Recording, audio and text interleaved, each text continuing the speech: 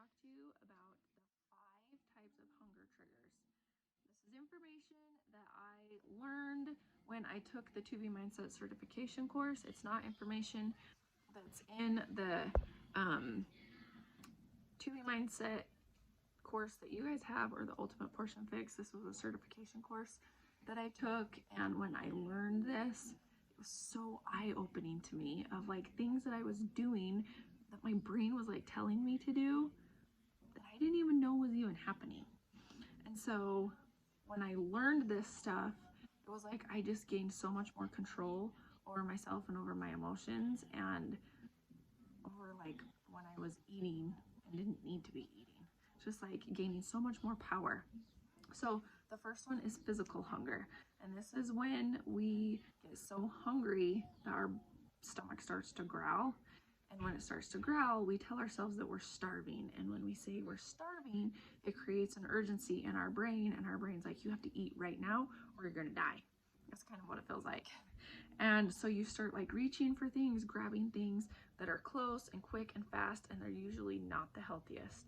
They can make you not feel so hot. They can make your blood sugar spike up and then drop. They're usually like a silly carb, and you just kind of feel like blah when you eat them. So the first thing is to get rid of the word starving. Take it out of your vocabulary, because if you don't tell yourself you're starving, then you're not going to create that urgency in your brain, and you're going to have more control over what you reach for. The second thing is just making sure that you like plan your meals out, 24-hour planning. If you're following the guidelines that's recommended with the 2B Mindset, most likely you're not going to be super hungry because you're choosing foods that are going to keep you full and satisfied and give you energy throughout the day. So if you aren't 24-hour planning, I highly recommend that, because one, it helps you keep full and satisfied during the day, and two, you have snacks or meals that you can go eat instead of telling yourself that you're starving and then going and getting a Big Mac or eating a cookie, or not a cookie, usually like 10 cookies. And so just don't allow yourself to get that hungry, okay? The second one is sense hunger. So the 5 senses: see it, smell it, taste it, hear it, touch it, okay? So seeing it. So think about when you're at a party, or you're just with a group of people and you see them continue to eat, or they're just eating, and it makes you continue to eat even though you're not hungry. You just like keep eating because it's like the social thing to do. All the people gather around the food, so you migrate to the food too, and you just keep eating because people are eating. The second one is smelling it. This reminds me of like walking into the mall and you can smell like the Cinnabon, like instantly you start to like salivate, and you're like, oh yeah, that smells so good, that sounds so good, I kind of want one of those, and maybe you go get one and you're not even hungry. The third one is hear it. So think about like popcorn popping or a steak sizzling. Same thing, it like makes you start to salivate, and your brain's like, yeah, you're hungry, you should eat that, you want to eat some of that. The fourth one is taste it. When you ask somebody, hey, can I have a bite of that? And then you have a bite of it and you're like, oh yeah, that's super good. And then you go get your own. And then the last one is touching it. Like when you're out to dinner and people ask you to pass the basket of bread, and you take one as you pass it along because you don't want to miss out on all the bread being gone, even though you're not really hungry and you don't really want it, but you don't want to miss out on the bread all being gone. So you just take it and then you eat it. So when I learned these things, there were so many different like light bulb moments, like, oh my gosh, that's when I do this and that's when I do this. And one thing you can ask yourself is, do I need this eating opportunity? And 90% of the time is no. And it's not being harsh to yourself by asking yourself that. It's just you asking yourself, do I need this eating opportunity? And you're gaining control and power, and you're choosing, you're making a choice of like, no, I don't need to eat this, and be okay with it, or no, I don't really need to eat it, but I'm gonna eat it anyway, and be okay with that decision, okay? Something you can also do is refer to in the 2B Mindset, the videos Eating Out, Traveling, or social events, because that will kind of help refresh your memory too on the things that she says in that. The third one is emotional eating. Okay, this is a big one. And so I will dive like even more deep into it in upcoming videos that kind of helps you become more aware of learning to like feel your feelings and recognize it in your body rather than eating your feelings. Okay, so when you're lonely or sad or anxious or stressed, you're trying to fill some kind of void, and that's usually when you reach for food. It gives you a temporary hit of dopamine, a little sense of happiness, but that little happiness is very short lived, like 5-10 seconds, but that void is still there. So just learning how to be in control of your emotions instead of eating your emotions. One thing that I asked myself was like, which negative emotion am I willing to feel? Am I willing to feel the negative emotion of whatever is bugging me that's making me want to go eat a cookie or a brownie or 10 of them? Or am I willing to feel with the negative emotion of like eating those things and then having the emotion of like disappointment after? So which negative emotion am I willing to feel? When I started asking myself that, it was like me gaining so much more control over my emotions and learning to feel the emotions and get really curious of the thoughts in my head that was making me feel that way. So like I said, I will dive even deeper into that into upcoming videos that I will send you, but it's just so dang powerful when you can learn how to recognize those things in your body and what's going on in your brain that's making you reach for those foods. The fourth one is mind hunger. Okay, so this is when we self-sabotage. We're scared to see our own progress, which is so weird to me because I do this with things too. Like, why are we scared to see our own progress? Like, why are we scared of success? Success is such an amazing thing and an amazing feeling. So why are we scared of it? But we tend to continue to eat when we're not hungry because it keeps us in our comfort zone. And this is why progress photos are so important. And I tell everyone to take progress photos, and everybody's like, oh, I don't really want to do that. But when you can visually see the progress that you have, it is so motivating to keep going.